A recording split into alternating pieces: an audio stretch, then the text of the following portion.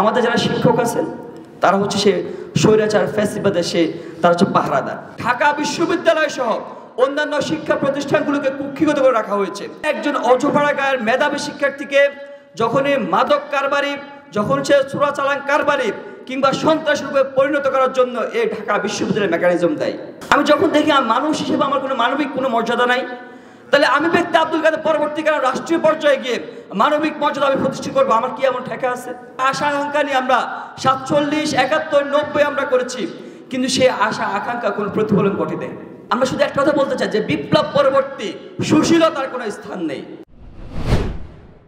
প্রিয় উপস্থিতি, আপনারা জানেন দেশ যখন ফ্যাসিবাদের কয়েকগ্রাসে আগ্রাস্ত ছিল, যখন আমরা নিমজ্জিত ছিলাম, ফ্যাসিবাদের মধ্যে নিমজ্জিত ছিলাম, যখন কোনো ন্যায় নীতি কোনো কিছু ছিল না, যখন আমাদের গুম খুন হত্যা নিত্য নৈমিত্তিক বিষয়ে পরিণত হয়েছিল, এটা আমাদের নিয়তি হিসেবে যখন আমরা মেনে নিয়েছিলাম, যখন জাতির সামনে কোনো দিশা কোনো আস্থার জায়গা তৈরি হয়েছিল না, তখন এই তারুণ্য জাতিকে একটি আস্থার জায়গা তৈরি করে দিয়েছিল। আমরা দেখিয়ে দিয়েছিলাম এই তারুণ্যকে বলা হইতো যে এই তারুণ্য হচ্ছে সবসময় আত্মকেন্দ্রিক, সবসময় তারা ফেসবুক ইউটিউবের মধ্যে দিয়ে তাদের দিন অতিবাহিত করে, দেশকে নিয়ে তারা ভাবার কোনো সময় নেই, চিন্তা নেই। কিন্তু এই তারুণ্য তারা দেখিয়ে দিয়েছে যে দেশ যখনই অন্ধকারে নিমজ্জিত হবে, যখনই ডাক আসবে, তখনই এই তারুণ্য ঝাঁপিয়ে পড়বে।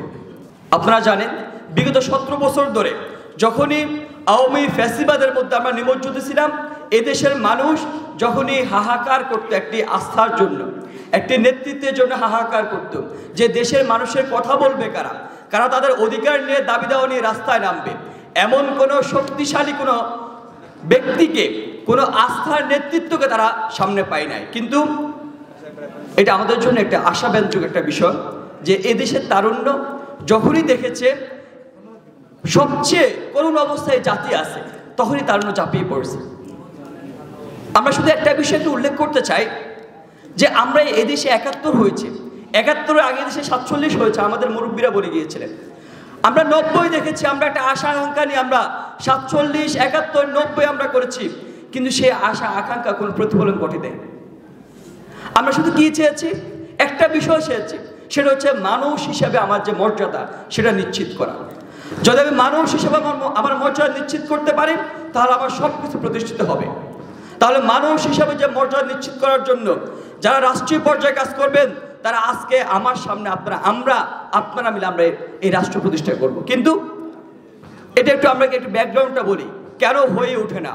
দেখেন ঢাকা বিশ্ববিদ্যালয় সহ অন্যান্য পাবলিক বিশ্ববিদ্যালয় যারা ভর্তি হয়, তা আমরা বেশিরভাগে হচ্ছে আমরা নিম্ন মধ্য ফ্যামিলি থেকে উঠে আসা, নিম্ন মধ্যবিত্ত ফ্যামিলির শিক্ষার্থীরা, সন্তানেরা বেশিরভাগ হচ্ছে অর্থ কষ্টে ভোগে। আমরা যখন ঢাকা বিশ্ববিদ্যালয়ে ভর্তি হই, তখন আমরা অনেক প্রত্যাশা স্বপ্ন নিয়ে আসি, কিন্তু কি দেখা যায় যে আমাদের একটা বিষয় আফসোস করতে হয়। আমি ব্যক্তি আব্দুল কাদেরকে আমরা আফসোস করতে হচ্ছে যে আমার কি ঢাকা বিশ্ববিদ্যালয়ে ভর্তি হওয়া আমার অপরাধ, নাকি আমার বাবা গরিব হওয়া আমার অপরাধ? কেন আমাকে এখানে এসে দেখতে হচ্ছে আমাকে সিটের জন্য এখানে জিম্মি থাকতে হয়, সিটের জন্য আমি অসুস্থ কিংবা আমার বাবা মারা গেছে সেটা আমার দর্তব্যের বিষয় না, আমার এখানে মিছিল মিটিং করতে হবে, আমার এখানে দাসত্বের জিন্দেগি আমাকে যাপন করতে হবে। আমি যে স্বপ্ন নিয়ে ঢাকা বিশ্ববিদ্যালয়ে এসেছি, যে স্বপ্ন নিয়ে পাবলিক বিশ্ববিদ্যালয়ে আমি চান্স পেয়েছি, সেই স্বপ্ন এখানে আমার গণরুম গেস্টরুমের মধ্যে পৌঁছতে থাকে দিনের পর দিন, রাতের পর রাত। আমার স্বপ্ন সেখানে বুলুণ্ঠিত হয়ে যায়। আমি যখন দেখি মানুষ হিসেবে আমার কোনো মানবিক কোনো মর্যাদা নাই, তাহলে আমি ব্যক্তি আব্দুল কাদের পরবর্তীকালে রাষ্ট্রীয় পর্যায়ে গিয়ে মানবিক মর্যাদা আমি প্রতিষ্ঠা করবো, আমার কি এমন ঠেকা আছে? আমি তো শুধুমাত্র আল্লাহ আল্লাহ করে যে আমি 5টা বছর কিভাবে কাটাতে পারি, আমি তো শুধু মুখ বুঝে সবকিছু অন্যায় নিপীড়ন নির্যাতন সহ্য করে যাই না, আমি একটা ভালো চাকরি পাই। কিন্তু দেখেন চাকরির বাজারে সেই সুযোগ সুবিধা নাই, চাকরি পেতে হলে আমাকে ঘুষ দিয়ে চাকরি পেতে হয়। তাহলে আমি কেন এখানে গিয়ে হচ্ছে সুবিধা নিশ্চিত করবো? আমার কি এমন ঠেকা পড়ছে? আমি আমার শিক্ষকের সাথে মাত্র কথা বলতেছিলাম যে স্যার নিজে বলতেছে যে আমি ফার্স্ট ইয়ারে এসে আমি সিঙ্গেল সিট পেয়েছি, তাহলে ওই শিক্ষক কেন আমার জন্য সিঙ্গেল সিট নিশ্চিত করতে পারে নাই? যদি আমি ফার্স্ট ইয়ার থেকে এসে সিঙ্গেল সিট নিশ্চিত করতে পারতো আমার জন্য, যদি আমি সুযোগ সুবিধা পেতাম, শিক্ষার সুষ্ঠু পরিবেশ যদি আমার জন্য নিশ্চিত করতে পারতাম, যদি আমি ঠিক মতো একবার 2 বেলা খাবার খেতে পারতাম, যদি আমার অর্থ সংকটে ভোগা না রাখতো, তাহলে আমি রাষ্ট্রীয় পর্যায়ে গিয়ে সে আমার দায়বোধের জায়গা থেকে আমি রাষ্ট্রীয় পর্যায়ে গিয়ে সাম্য মানবিক মর্যাদা যে বলে আমরা আওড়াচ্ছি সেটা প্রতিষ্ঠা করতাম। আমরা যদি আগামী রাষ্ট্র নির্মাণ করতে হয়, সংস্কার করতে হয়, আমাদেরকে মূলে আমাদেরকে হাত দিতে হবে আসলে আমাদের সমস্যা কোন কোন জায়গায়।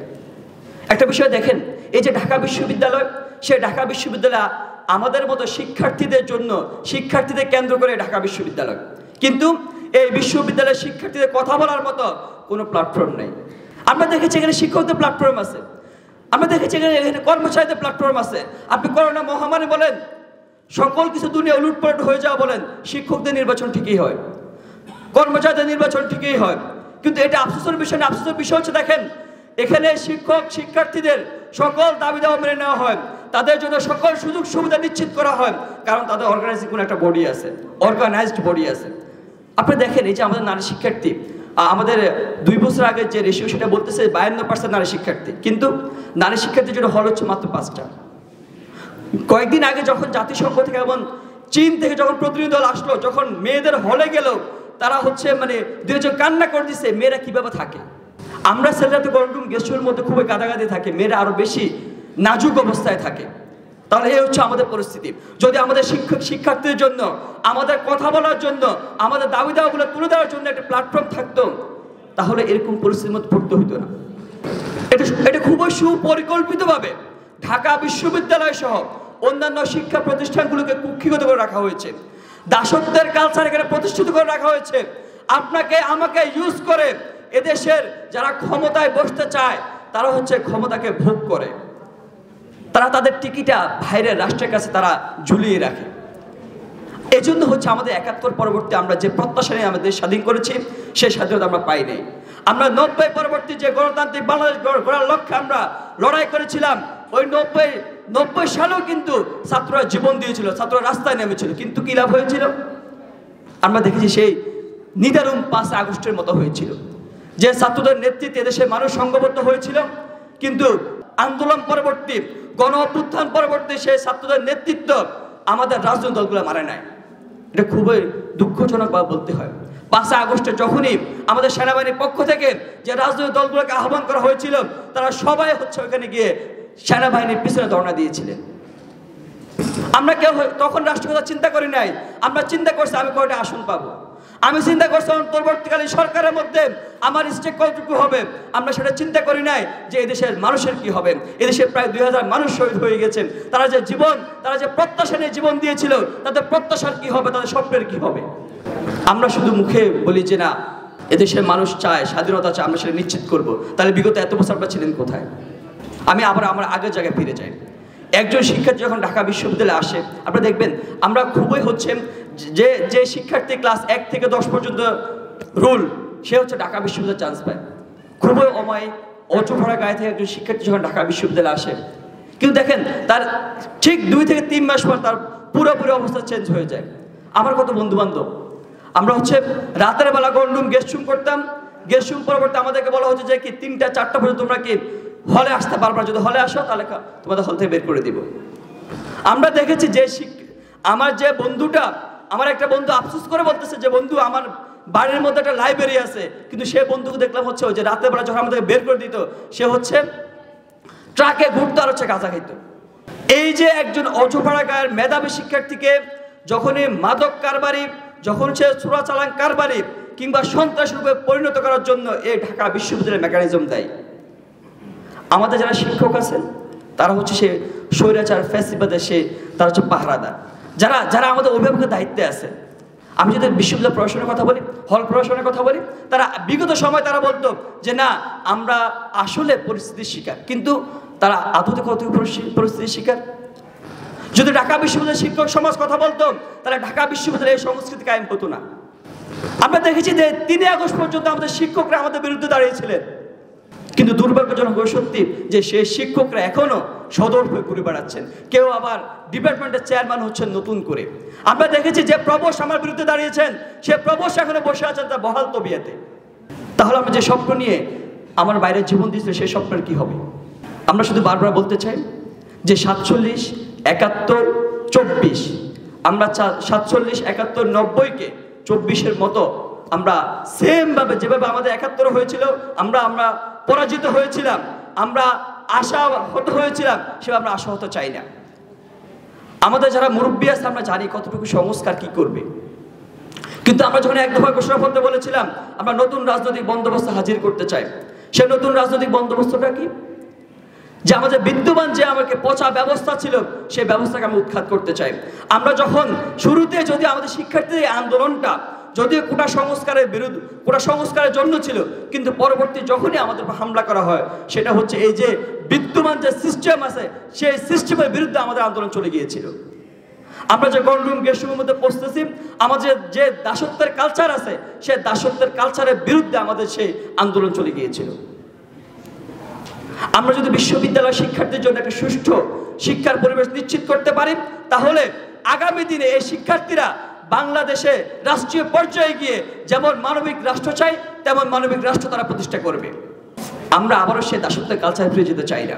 শিক্ষার্থীদের মধ্যে একটা কনসার্নের জায়গা যে ঢাকা বিশ্ববিদ্যালয়ের যে রাজনীতির নামে যে সরকারদের যখন যে সরকার ক্ষমতায় আসে সেই সরকারের ছাত্র বাহিনী, সরকার দলীয় ছাত্র বাহিনী তখনই এই হলের মধ্যে একটা কুক্ষিগত করে রাখা যে কালচার, যে দাসত্বের কালচার, সে দাসত্বের কালচার যুগে যুগে তারা প্রতিষ্ঠিত করেছে।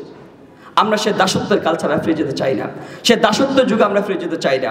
আমরা চাই না হলে হলে আবার গণরুম গেস্টরুম হোক। আমরা চাই যেভাবে 24 পরবর্তী ফার্স্ট ইয়ার যেভাবে গণরুমে না উঠে সেভাবে লিগ্যাল সিট পেয়েছে, আগামী দিনে আমরা এটাকে একটা কালচার করতে চাই। আপনি দেখেছেন যে এখানে যখন ছোট্ট একটা ঘটনা ঘটে শিক্ষার্থী একদম ফুলে ফেপে উঠে। কেন উঠে? তারা ভয় পায়, তারা একটা আতঙ্কের মধ্যে, স্ট্রমার মধ্যে আছে যে না। আপনি দেখেছেন ছোট্ট একটা পোস্টার লাগানো কেন্দ্র করে শিক্ষার্থী কতটা একদম স্পুলিংয়ের মতো ছড়িয়ে ছিটিয়ে পড়েছে তাদের ক্ষোভ। কেন হয়েছে? তারা বুঝিয়ে দিতে চাইছে যে তারা আবারও সে দাসত্ব যুগে ফিরে যেতে চায় না। আমরা শুধু একটা কথা বারবার ফোকাস দিতে চাই যে 24 পরবর্তী আপনি যদি রাজনীতি করতে চান, আপনার টার্গেট পিপল কারা? যদি আপনার টার্গেট পিপল শিক্ষার্থী হয়, যদি জনতা হয়, তাহলে অবশ্যই শিক্ষার্থীদের পালসকে আপনার গুরুত্ব দিতে হবে।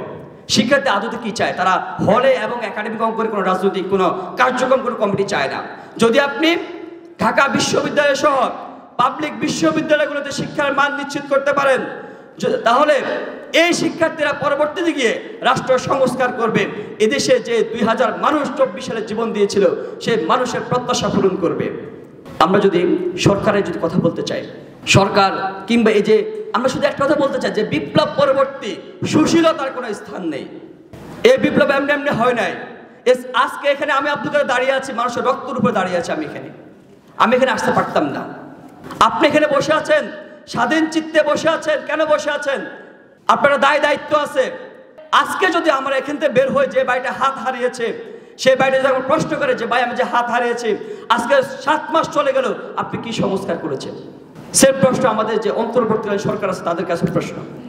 আমরা সব কিছু বাদ দিই।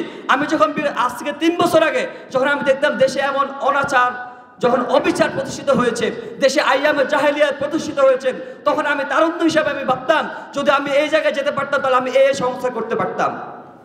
এখন তো এই যে সরকার আপনার, আপনি যে কোনো পলিসি মেকিং আপনি সিদ্ধান্ত দিতে পারেন, সেখানে আপনার পার্টিসিপেট করার সুযোগ আছে।